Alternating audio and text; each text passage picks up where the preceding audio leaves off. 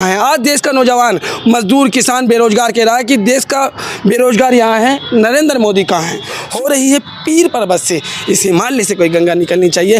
हिल रही है दीवार परदोसी, शर्त यह है कि ये बुनियाद हिलनी चाहिए।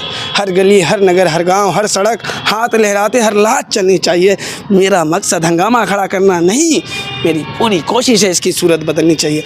मेरे सीने में नहीं तेरे सीने में से ही वो हवा कहीं भी, लेकिन ये आग जलनी चाहिए। जली को आग कहते हैं, बुझी को राख कहते हैं, डिस्कवरा को नाक कहते हैं, गार्डन को बाग कहते हैं, और जो नरेंद्र मोदी एंड टीम के पास नहीं उसे दिमाग कहते हैं। इस कैपिटल पे जिसका नाम है वो अम्बेडकर है। मेरी जो पहचान है वो अम्बेडकर है। भारत की जो शान है वो अम्बेडकर है। आज कुछ लोग मुझसे नारे लगवाते हैं। कैसे नारे? मैं बोलता हूँ जय श्री राम। तो लोग इस माटी को माथे से चंदन समझ के लगाते होंगे ना, खुदा की कसम मैं पूरा समा जाऊँगा उसमें। नमस्कार, मैं ज्योति आप सभी का नेशनल दस्तक पर स्वागत करती हूं। जिस प्रकार की राजनीति इन दिनों राजनीतिक गलियारों में चल रही है वो चर्चा का विषय बनी हुई है।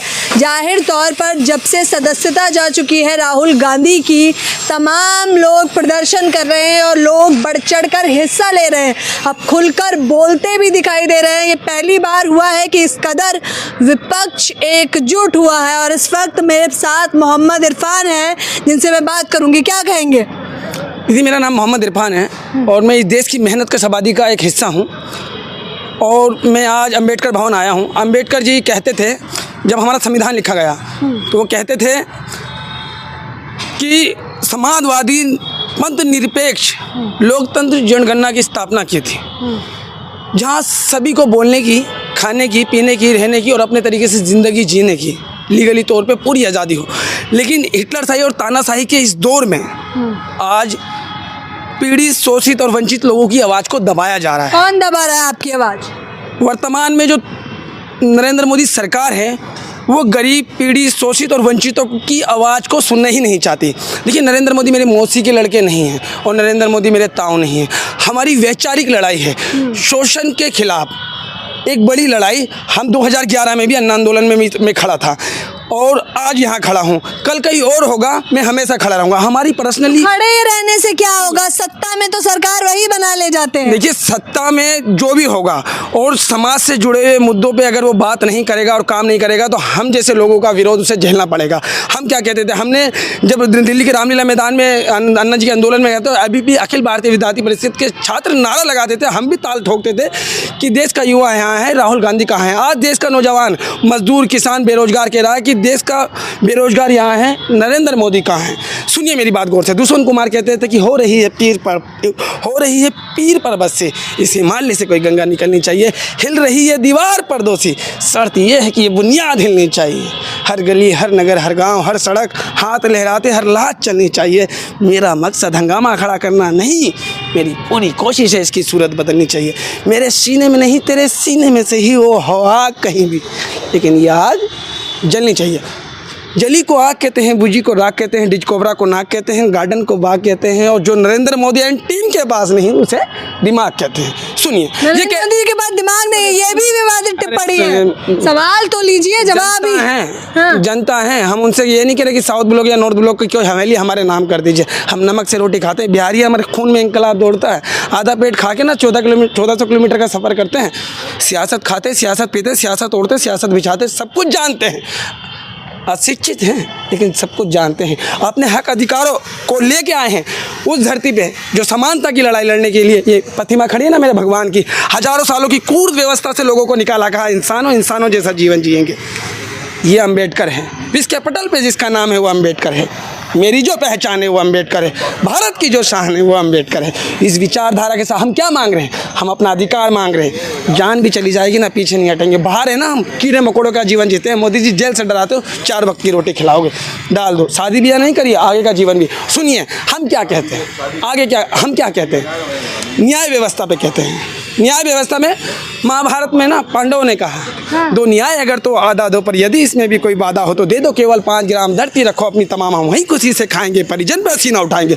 दुर्योधन या भी दे ना सका, असीस समाज के लिए ना सका, उल्टा हरि को बांधने चला, जो था साधे साधने चला। जब नाश मनुष्य पर छाता है तो पहले विवेक मर जाता है। मोदी जी पे नाच छाया हुआ है और उनका सोचने समझने की ताकत ना, विवेक खत्म हो गया है। और न्याय व्यवस्था से क्या कहते हैं कि साहब आप सब कुछ रख लीजिए, जैसे पांडवों ने कहा कि हमें 5 गाँव दे दीजिए, आप सब कुछ रख लीजिए, पूरी पृथ्वी रख लीजिए। हम भी कहते हैं, महाभारत को कोट करते हुए कहते हैं, साहब हमें अम्बेडकर के दिए हुए अधिकार दे दीजिए, बाकी सब कुछ रख लीजिए। हम नहीं मांगते आपसे ज़मीन और जायदाद, हमें हमारा अधिकार चाहिए, बोलने की आज़ादी, खाने की आज़ादी, रहने की आज़ादी, मुझे पहनने ओढ़ने की आज़ादी, मुझे नस्ल भेद टिप्पणी में कौन किस जाति और किस धर्म से आता हूँ इससे मतलब नहीं, मैं भारतीय हूँ। आज कुछ लोग मुझसे नारे लगवाते हैं, कैसे नारे? मैं बोलता हूँ जय श्री राम, मैं बोलता हूँ जय श्री कृष्णा, मैं बोलता हूँ जय माता कटरा वैष्णो देवी, मैं बोलता हूँ जय भद्रकाली, मैं सभी नारे लगाता हूँ। मेरे खून में भारतीय संस्कृति कल्चर है, मेरे खून में भारतीय कल्चर और संस्कृति है। मैं हर धर्म जाति समुदाय में रहता हूँ।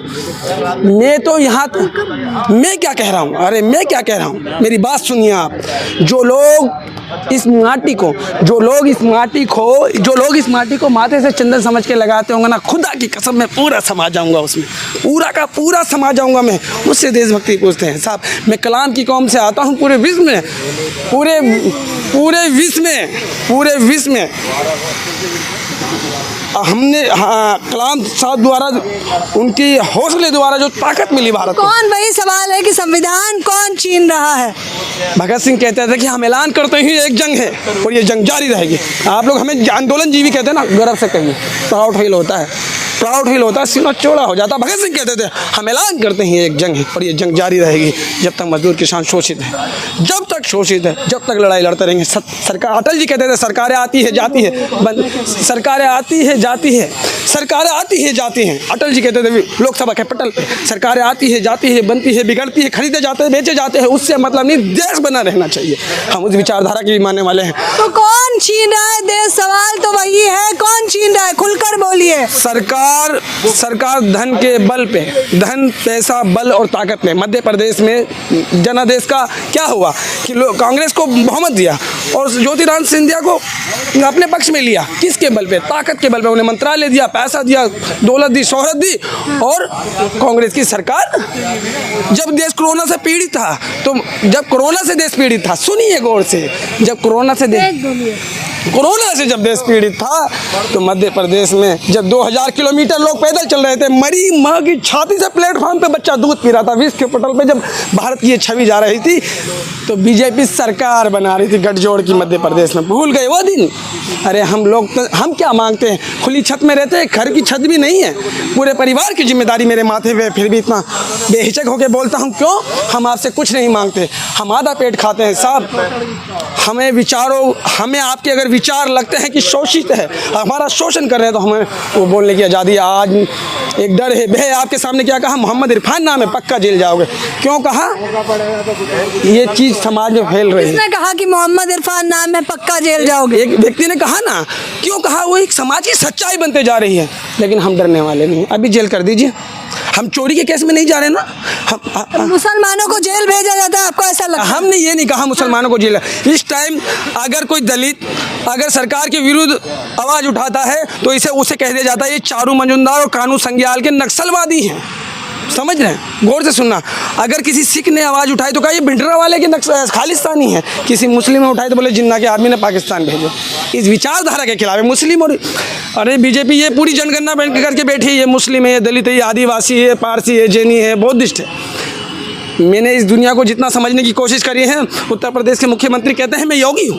हाँ। मैंने जैन मुनि और साध्वी के बारे में जब समझा ना, एक टाइम खाते हैं वो भी खड़ा होके, अपने बदन पे साबुन और पानी इसलिए नहीं लगाते कोई जीव जंतु ना मर जाए। इतनी सहनशीलता, इतना त्याग, इतनी कुर्बानी। इस पैसे के दौर में हर आदमी जो पैसे को, योगी भी तो राम राज कर रहे हैं। सुनिए मैं क्या कह रहा हूँ, मैं ये समझाने वाला हूँ कि त्याग और भोग में क्या फ़र्क है। मैं आपको ये समझाने की कोशिश कर रहा हूँ, पत्रकार हैं, कि त्याग और भोग में क्या फ़र्क है। वो भोगी है। हाँ। और यहाँ जैन समाज के साध्वी और मुनि की मैं बात क्यों कर रहा हूँ कि आपकी जेब में 100 रुपये मिलेंगे, वो पूरे जीवन 1 रुपये उसके जेब में नहीं, उसके अकाउंट में नहीं। पूरे जीवन भिक्षा मांग के खाएगा, पूरे जीवन मच्छर काटते रहेंगे। लेकिन योगी आदित्यनाथ योगी नहीं बल्कि भोगी है। भोगी हैं। क्या भोगा है बताइए। मैं क्या कहा, अगर गुरु गोरखनाथ पीठ से आते हैं वो, मैं उनका बड़ा सम्मान करता हूँ हृदय की गहराइयों से। गुरु गोरखनाथ कहते थे कि योगी मरण मीठा हो, बिना मरण कैसे योगी हो। समझ आया? त्याग को मार, मोमाया को मार, इस संसारिक जीवन को मार।